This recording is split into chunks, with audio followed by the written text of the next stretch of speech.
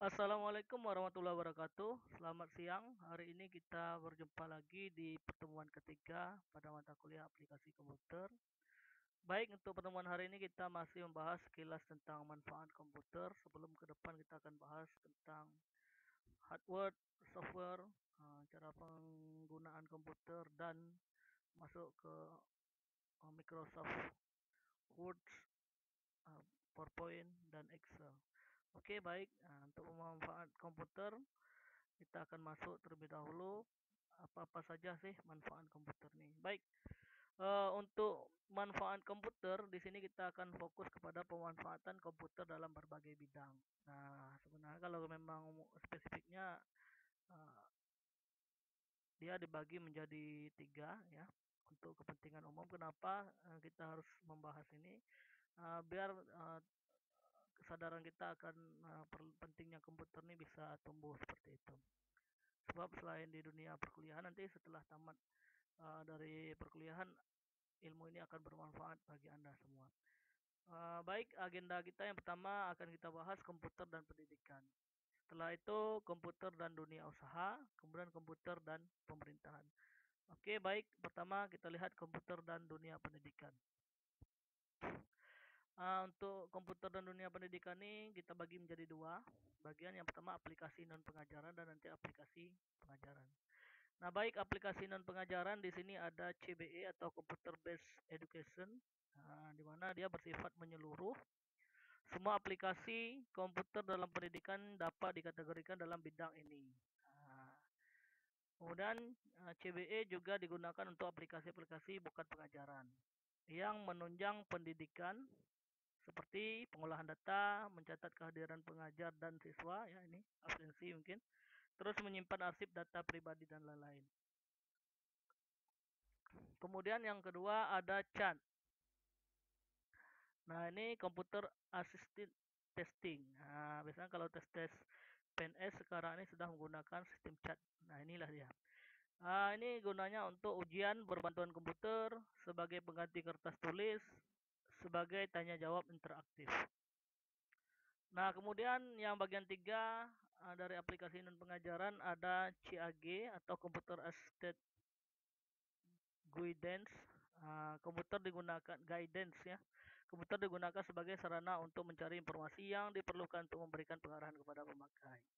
Kemudian informasi yang diperoleh tidak meningkatkan keahlian pemakaian secara langsung, tetapi dapat membantu pemakai dalam mengambil keputusan-keputusan tertentu.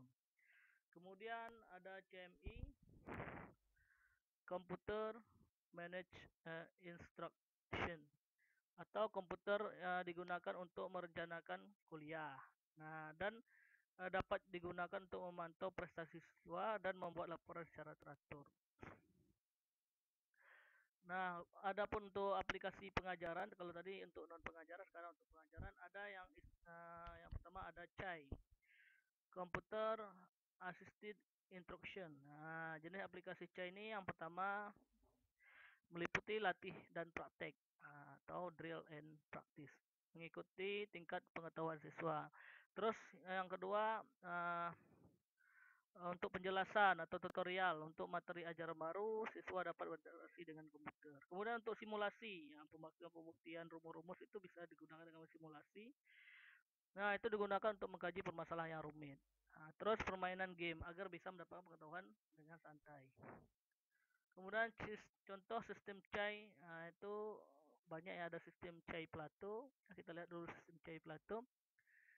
Nah, ini dibuat di Illinois Universitas dan Central Data Corp ya.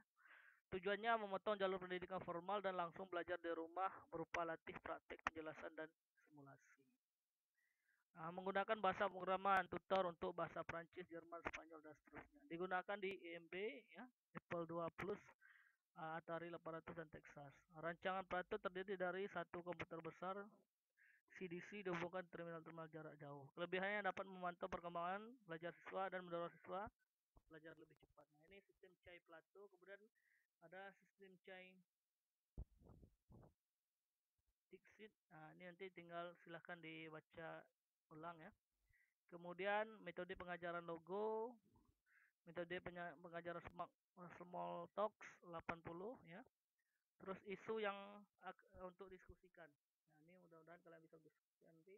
Kira-kira menurut kalian apakah benar komputer itu dapat meningkatkan kemampuan belajar? Ya, mohon didiskusikan nanti dijawab di uh, e-learning kita.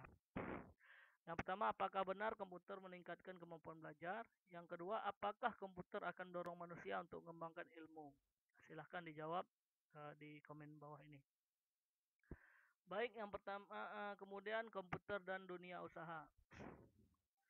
Tadi komputer dan pendidikan, nih sekarang masuk ke komputer dan dunia usaha. Nah, mengapa bisnis membutuhkan teknologi informasi? Alasannya di sini ternyata peran teknologi informasi itu dalam dunia bisnis sangat besar. Di antaranya berpengaruh nanti dalam hal marketing, finance, human resources, training, manufacturing, sales, dan customer info. Nah, jadi sistem informasi di sini dikenal istilah sistem informasi. Apa itu sistem informasi? Jadi sistem informasi itu merupakan suatu kombinasi teratur dari orang-orang, hardware, software, jaringan, komunikasi, dan sumber data.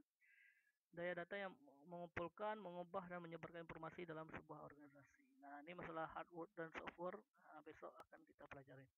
Sistem informasi adalah satu kesatuan data olahan yang terintegrasi dan saling melengkapi yang menghasilkan output baik dalam bentuk gambar, suara maupun tulisan. Sistem informasi adalah sekumpulan komponen pembentuk sistem yang mempunyai terkaitan antara satu komponen dengan komponen lainnya yang bertujuan untuk menghasilkan suatu informasi dalam suatu bidang tertentu.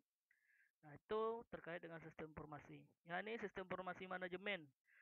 Nah, di mana dia berupa jaringan prosedur pengolahan data yang dikembangkan dalam suatu organisasi untuk memberikan informasi kepada manajemen untuk mendukung pengambilan keputusan dalam rangka mencapai tujuan organisasi.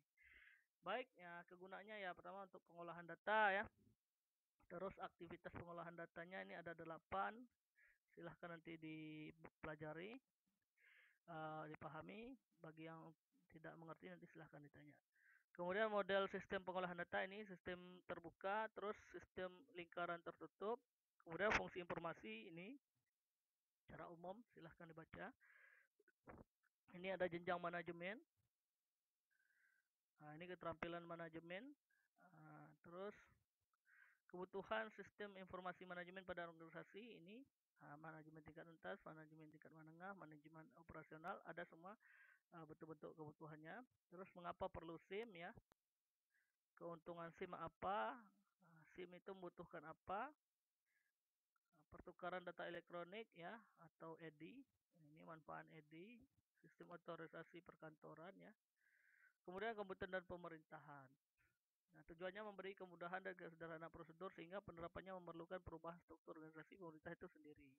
Membentuk hubungan G2C atau government to citizen, terus government to business, government to government. Manfaat umum, peningkatan hubungan antara pemerintah, pelaku bisnis, masyarakat umum. Nah, ini nanti aplikasi komputer pemerintahan nih banyak anak-anaknya ya. Terus berbicara e-government, pertama pemicu utama e-government, terus definisi e-government, manfaat e-government, karakteristik good governance, jenis layanan e-government ya. Ini terus infrastruktur, silahkan nanti dibaca semua yang tadi tidak sengaja Bapak tidak jelaskan itu. Terus ini restrukturisasi sistem informasi, peta aplikasi e-government ya, kunci sukses e-government. Ini hambatan dalam e-government ya, terutama ada masalah pendanaan, infrastruktur, masalah standarisasi, SDM, kultur berbagai belum ada, kultur dokumentasi belum lazim, tempat akses yang terbatas. Nah, itu dia.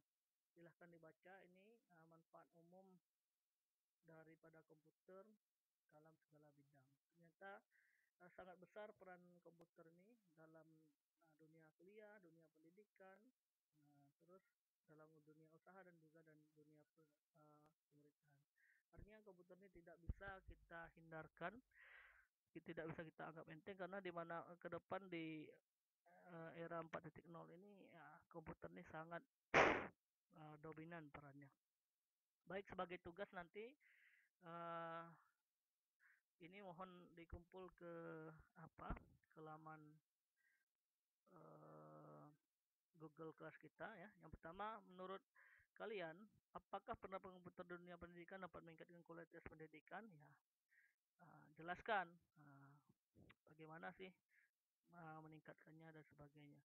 Terus menurut Anda apakah komputer dapat lebih meningkatkan kemampuan belajar dan prestasi belajar? Itu juga dijelaskan. Apakah menurut pendapat Anda penerapan e-government dalam dunia pemerintahan ya dapat menegakkan good governance serta dapat meniadakan penyakit pelayan masyarakat yaitu KKN. Nah, selama ini kan kalau kita lihat tanpa adanya aplikasi-aplikasi khusus di dunia pemerintahan itu banyak terjadi penyimpangan dalam dana seperti korupsi, kolusi dan nepotisme. Nah, untuk itu apakah menurut pendapat Anda pendapat e-government dapat menegakkan good governance serta dapat meniadakan penyakit pelayan masyarakat yaitu KKN yang tadi. Oke, sekian. Silahkan didiskusikan. 30 menit lagi kita akan diskusikan secara bersama-sama. Thank you.